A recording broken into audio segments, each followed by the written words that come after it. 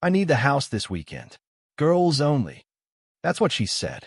5 words that I handed back to her without a single question, because that's what trust looks like when it's real, and mine was. I need you to understand that before anything else. My name is Wade Kane. I'm a contractor. I build things for a living. Foundations, frameworks, structures meant to hold weight. I have spent my entire adult life learning that the most important thing about any structure is what you can't see. The bones. The thing inside the wall. I grew up in Millhaven, Rust Belt town. My father was a steel worker who lost his job when I was 9 and never fully recovered. Not because he was weak, but because the thing that gave him purpose was gone, and nobody told him who he was without it. Every morning he sat at the kitchen table in his work boots with nowhere to go, coffee going cold in front of him. I watched that for 6 years. I made myself one promise. I will never be a man with nothing to give. So I worked. I built. By 28, I had 11 employees, a contractor's license, and a company called Kane Built Company that had a reputation for one thing. I never cut corners. Not on materials. Not on hours. Not on people. When I met Blaire at a dinner party in the spring of 2019, she looked at me across a room full of people and said, "You feel like home." I want you to understand what that sentence did to a man who had spent 30 years with nowhere to land. I handed her everything. My mornings. My energy. My particular, consuming devotion. 11 months of Saturdays building the house at 14 Sycamore Bend with my own hands, finishing the crown molding on Christmas Eve so we could move in for New Year's.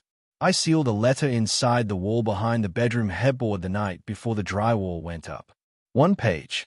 My handwriting. Whatever happens in this life, you will always have a home. I will always be your home. I never told her it was there. That was the kind of man I was. So when she sat across from me at the kitchen island on a Tuesday evening, pouring a glass of Malbec, and I remember noticing the Malbec because Blaire didn't drink Malbec, she always said it was too heavy, and told me she needed the house to herself for the weekend. I said yes. I said it while she was still talking. I said it the way you say yes to something that requires no consideration at all. She reached across the counter and touched my hand. I squeezed her fingers, went back to my pasta, turned off the kitchen light. I didn't notice the wine bottle until much later. By then, noticing things wasn't going to help me anymore. What I didn't know, what I couldn't have known sitting at that kitchen island, was that while I was saying yes, the plan had already been in motion for 7 months. Let me take you back. Not because I enjoy it, but because you need to understand the full architecture of what was built against me before you can understand what it cost me to walk away from it standing up. 7 months before that Tuesday evening, Blaire attended a charity gala for the Children's Art Foundation. I was supposed to go. I had my suit pressed, the tickets on the counter. Then my site foreman called at 4 p.m., burst pipe, subflue flooding, 3 weeks of work at risk. I kissed Blaire on the cheek and told her I'd make it up to her. She said, "Go, I'll be fine." And she smiled the way she always smiled at me. Warm, managed, the smile I had mistaken for contentment for 3 years. She went alone. He was there. Dominic Farrell, 38, commercial interior designer. The kind of man who walks into a room already knowing which woman is going to talk to and exactly what is going to say when he gets there. He saw Blaire cross the room. I've thought about that moment more times than I can count. I've tried to see it from every angle, tried to find the version where it doesn't happen. And he walked over. 4 weeks later, she texted him first. I know this because she told me. Eventually, in the backyard, at the patio table I built, she told me she had texted him first, like that detail was supposed to matter to me. Like the direction of the first message changed the shape of the betrayal. The first time she went to his apartment, it was a Tuesday afternoon. She told her office she had a dentist appointment. She told me nothing because I wasn't home to tell. I was on a job site in the Atlanta heat, coordinating a concrete pour, fielding call from a supplier who was running late. At 2:17 that afternoon, I texted her, "Long day. Might grab food on the way home. Want anything?" That text sat unread for 2 hours and 14 minutes. She texted back from her car, "I already ate. Don't worry about me." Heart emoji. I sent back a thumbs up. I was glad she'd eaten. I didn't want her to be hungry. That was genuinely, completely, the full extent of what I was thinking.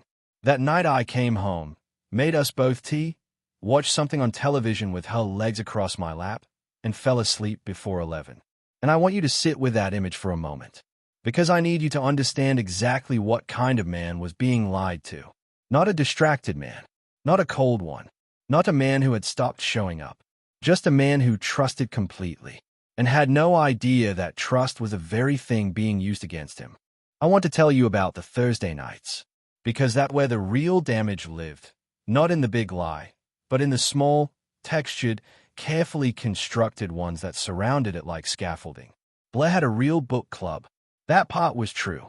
6 women, rotating houses, monthly meetings, thrillers mostly, wine always. She attended twice. Then she stopped going and started using the name. The genius of it, and I mean that in the most painful sense of the word, was the detail. She didn't just say book club and leave it at that. She came home with specific complaints about specific characters. She mentioned Yvonne's opinion on the ending of a book she'd actually read herself beforehand. She left dog-eared copies on the nightstand. She once spent 15 minutes at dinner telling me about an argument the group had about whether Amy Dunn was a villain or feminist icon. And I sat there, eating her cooking, genuinely engaged, offering my own opinion like a man participating in his own marriage. She had studied for that conversation. I understand that now. She had studied for it the way you study for something that matters, which means some part of her understood, on some level, exactly what she was doing. And then she'd come home and shower. That was the thing I couldn't explain away no matter how many times I tried. Every Thursday night she came home from book club, she went straight to the bathroom before she said hello, before she set her bag down, before she did anything else. I told myself she was washing off the day. I told myself some people just like to shower at night. I told myself a lot of things over a lot of Thursday evenings. One night, about 4 months before the weekend that ended everything, I was already in bed when she got home. I heard the keys, the bag, the shower running. She came out in her robe, face washed, hair loose, and sat beside me on the couch like a woman returning to a place she'd left hours ago in every way that mattered. She smelled like soap, but underneath it, for just a moment, something else. Not her perfume, not anyone's perfume I could name. Just different, just wrong in the specific, wordless way that a structure feels wrong before you can identify where the fault is. I put my arm around her, automatically, the way marriage makes things automatic. What book this month? I asked. Gone Girl, she said. No hesitation. And I nodded. And I believed her. And I kissed the top of her head and turned back to the television. That night I lay awake for 93 minutes staring at the ceiling while she slept beside me. I counted the minutes on my phone. I told myself I was just tired. I told myself I was just overworked. I was lying to myself in the same bed where she was lying to me. And that specific symmetry, is the thing that still keeps me up sometimes. Not the betrayal itself, but how long I was its willing accomplice. The Tuesday she asked for the house, I almost said something. I want you to know that. I want you to know that somewhere in me, underneath the trust, underneath the 4 years of choosing to believe the best version of every small suspicious thing, something was awake. Something had been awake for months, sitting quietly in the back of my chest like a low alarm I kept resetting without checking what triggered it. She was pouring the Malbec when she brought it up. That detail matters. Blaire didn't drink Malbec. She told me that the first winter we were together, too heavy, tastes like something that's trying too hard. It was a small thing, the kind of small thing that only becomes enormous in retrospect. I registered it and filed it somewhere I wasn't ready to open. She laid out the plan with the ease of someone who had been carrying it around for weeks, waiting for the right moment to set it down in front of me. The girls wanted a full weekend, Friday through Sunday, a retreat vibe. She thought we could host. The house was the biggest space. Yvonne's apartment was too small. The other women had husbands at home. And then, and this is the part one come back to most, she mentioned the Decatur site walk. Casually, like it had just occurred to her. Didn't you say you needed to do a walkthrough in Decatur this weekend anyway? She had remembered that detail from a conversation 2 weeks earlier, filed it away, and kept it, the way you keep a tool you know you'll need. She had planned my exit before she asked me to leave. I didn't see it then. I see it now with a clarity that is almost architectural. Every piece load-bearing, every detail intentional. Nothing accidental in the whole design of it. I looked at her across the counter. She was looking at her wine glass, not at me. Just for a moment. A small thing. I opened my mouth. The alarm in my chest was loud. Not an accusation. Not even a suspicion I could have put into words. Just pressure. The kind of pressure building gives before something shifts. The thing I'd been trained my whole career to feel and take seriously. "Babe," I said. She looked up, and I looked at her.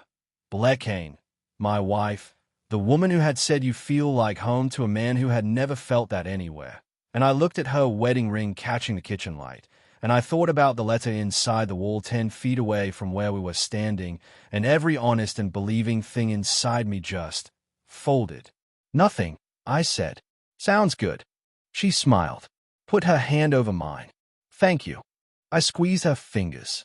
Went back to my pasta. That night she fell asleep easily. The deep, unburdened sleep of someone living inside their decisions without conflict. I lay beside her in the dark and felt, for the first time in 4 years of marriage, completely alone in a room with another person. I didn't know that was its own kind of answer. Friday evening, I packed a bag and kissed my wife goodbye in the kitchen. She was dressed up, hair down, the light makeup she wore when she was going somewhere that mattered. I told myself it was excitement for her girls' weekend. I needed it to be that. She kissed me on the cheek. Quick, the kiss of a woman whose mind had already left the room.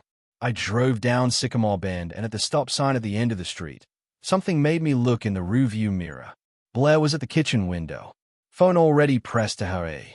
Leaning forward, the lean-eyed first noticed 4 months ago on the back patio and chosen not to examine. The car behind me tapped its horn. I drove. My hands were on the wheel tighter than they needed to be. I turned the radio on, then off. Drove in silence for 20 minutes and called Theo. "Has Sandra said anything about Blaire lately?" I asked, trying to sound casual. Failing. A pause. The specific pause of a man deciding something fast. "No," Theo said. "Why?" "Nothing," I said.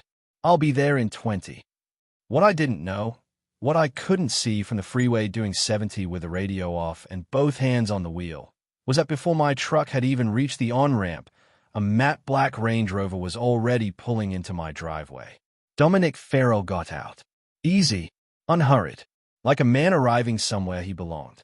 Blaire opened my front door and smiled at him. Not the managed, warm smile I knew. The other one. The one with electricity in it. My door closed behind him. My street went quiet. My house was no longer mine. Saturday morning. Theo's kitchen. Sandra was making eggs, and I was sitting at the breakfast table pretending to drink coffee that had gone cold 10 minutes ago. "How's the book club going this weekend?" she asked, not looking up from the pan. "Should be good." I cleared out for it. She turned around. "Wade, what book club?" The kitchen shifted in a way kitchens shouldn't. "Bless," I said. "The girls' thing. Monthly." Sandra's face went through something complicated and careful. Blaire told me in January she dropped out. Said it conflicted with her Saturdays. And Yvonne moved the whole group to Thursday nights weeks ago. I set my coffee cup down. Slowly. The way you set something down when your hands have become slightly unreliable. "She's hosting it this weekend," I said. "At our house." Sandra looked at me. She didn't say the thing out loud. She respected me too much to say it out loud. She just turned back to the stove. And I sat there and felt the last 12 months rearrange themselves inside me. Every Thursday shower. Every book title mentioned at dinner. Every "don't worry about me" text. Every moment I had noticed something small and chosen the explanation that let me sleep. The door was open now. I hadn't opened it. It had been open for me, in my best friend's kitchen, on a Saturday morning, over eggs I was never going to eat. My phone buzzed on the table. A text from Blaire. "Morning, babe. Having such a fun time. Miss you." Heart emoji. I read it twice. I put the phone face down on the table. Sandra watched me do it. Neither of us said a word. I drove to the Decatur site and walked through a half-finished house for 2 hours without seeing any of it. By 9 that night, the feeling was louder than the procedure. I got in the truck, drove towards Sycamore Bend without making a decision. The decision had already been made somewhere below the level of words. I cut my headlights at the end of my street. My hand did it before my mind caught up. 2 cars in front of my house. The matte black Range Rover. A silver Audi with a rental sticker. No women's cars. No cars I recognized. I sat in the dark and counted silhouettes through the gauzy curtains Blaire had picked out. 2. Moving with the ease of people who had been somewhere long enough to stop thinking about being there. I got out of the truck. I went to the side gate, the one I'd built, the latch I could open in the dark without sound because I'd installed every piece of it myself. I went through, moved along the exterior wall. The kitchen window was cracked open. She always cracked it when she cooked. Garlic, olive oil, something expensive. She had cooked for him. In my kitchen, on my stove. She had planned a dinner. I pressed my back against the wall. The brick I had laid, the mortar I had smoothed, and I stood in the dark of my own backyard and I breathed. Then I moved to the window. I heard his voice first. Low, assured. The voice of a man who has never been uncertain of his welcome. Then Blaire's voice, something too quiet to catch. Then her laugh. I have replayed that laugh more times than I can count. I know every version of Blaire's laugh. The polite one, the genuine one, the tired one, the one she used when she was trying to seem lighter than she felt. I could map them the way I map a floor plan. This was none of those. This was a laugh of a woman who had set down every weight she carried and simply breathed. Unguarded, effortless, free, and the freedom of it destroyed me. Not the men in my house. Not the lie. The laugh. Because it told me something that no confession ever could. That she was most herself in a life that required my complete absence. I pressed my palms flat against the wall. The wall I had built. The wall with a letter inside it that she would never know existed. Then the kitchen light went off. The hallway light toward our bedroom came on. And then it too went dark. I stood in my backyard for a long time. The fire pit I had built from reclaimed stone. The sycamore she had asked me to keep because she loved the way it moved in wind. I had built all of it. Every piece of it. For this, for a life, for 2 people, for the specific private happiness I had believed we were living inside. I walked back to my truck, sat in the dark with my hands in my lap. My phone lit up. Blaire, hope you're sleeping okay. Big day tomorrow. Get some rest. Moon emoji. I typed back, thanks. Sleep well. Started the truck. Drove. I did not sleep. Not that night. Sunday morning I drove back to Sycamore Bend, showered and clean. New shirt, coffee in hand. If I was going to end my marriage, I was going to do it standing up straight. I parked behind the Range Rover. Walked to my front door. Rang my own doorbell. Heavy footsteps inside. Unhurried. Comfortable. The door opened. A man I had never seen. Mid-30s. Sweatpants. Coffee mug. The easy expression of someone with nowhere to be. Looked at me. Hey, he said. Hey, I said. Can I help you? Yeah, I live here. His face rearranged itself in real time.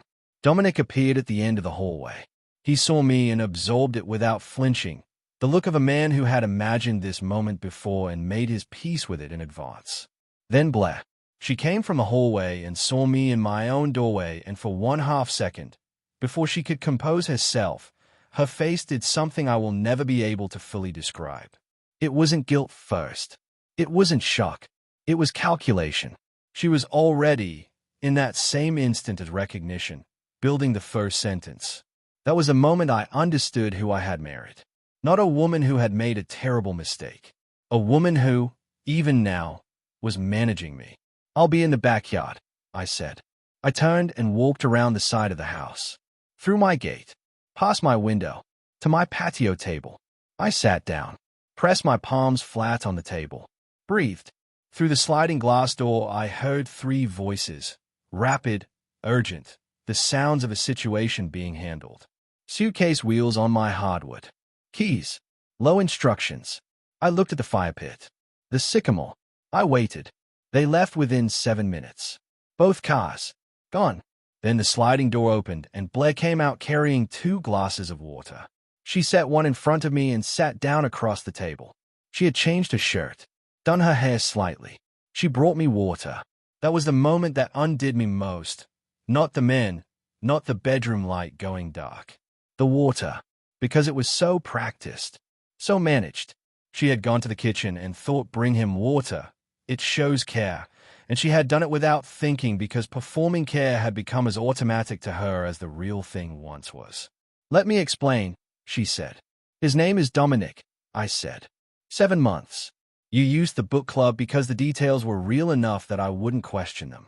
You planned my exit before you asked me to leave. She stared at me. I stood outside our kitchen window Saturday night. I heard you laugh. Her eyes went wet. That was the worst part, I said, and something moved through my voice then, a current under all that stillness. Not the man, not the lie, the laugh. You laugh like you were free. And I built you a home for 4 years, Blaire. I built you a place to land. And somewhere in that I became the weight you needed to put down. Silence. Was it ever real? She looked up, stripped of every managed thing.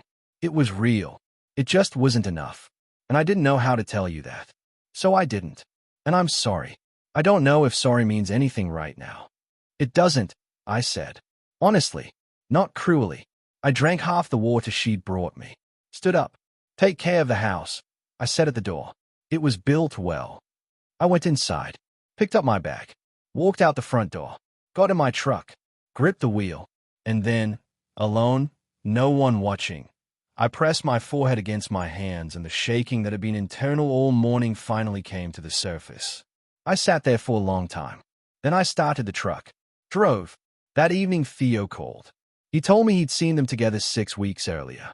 A restaurant in Midtown. Blaire through the window, leaning forward, laughing. He'd sat in his car for 4 minutes. He'd driven away. I told myself I was misreading it, he said. I sat on the subflue of the Decatur job site with a work light in the corner and listened to my best friend of 20 years explain why he'd stayed silent while my marriage burned. Sandra almost called you herself, he said. I asked her not to. I looked at the chalk lines on the subflue. Someone else's floor plan. Someone else's future rooms. I'll call you tomorrow, I said. I hung up, and then I grieved, not in the structured, managed way I'd held myself together all day. In the real way, the way a man grieves when he understands that the love was genuine and the devotion was genuine and none of it was the point, because you cannot build your way into someone else's longing. You cannot pour enough concrete to fill that particular void. I lay down on the subflue with my jacket folded under my head. Before I closed my eyes, I opened my phone. Drafted a text to Blaire. Long. I wrote about the letter in the wall. About the night I'd sealed it before the drywall went up. About what it said. I held it for 30 seconds. Then I deleted it. Every word. She didn't get to have that. I rolled onto my back. Looked up at the raw ceiling joists above me. Unfinished, structural, honest. And I slept in the bones of something being built. 3 months later, I broke ground on a new house. The Pattersons, West Side, family of 4, 2 kids who kept showing up on site days to watch the excavation. I let them. I answered every question the older one had about how foundations worked. On foundation day, before the concrete crew arrived, I crouched at the subflue and wrote 3 words in chalk in the layer that would be buried and never seen by anyone. Built with intention. I photographed it. Watched the concrete cover it. Stood up straight. 2 blocks away, a woman knocked my coffee out of the barista's hand and was so horrified that I laughed. A real laugh. From somewhere unguarded. The first one in months. Let me buy you another one, she said. I'll let you, I said. We talked for 12 minutes. She was an architect. We talked about load-bearing walls and Atlanta clay and whether the best structures were the ones built to spec or the ones that adapted as they went. The ones that adapt, she said. You can't know what something needs until you're already inside it. I looked at her.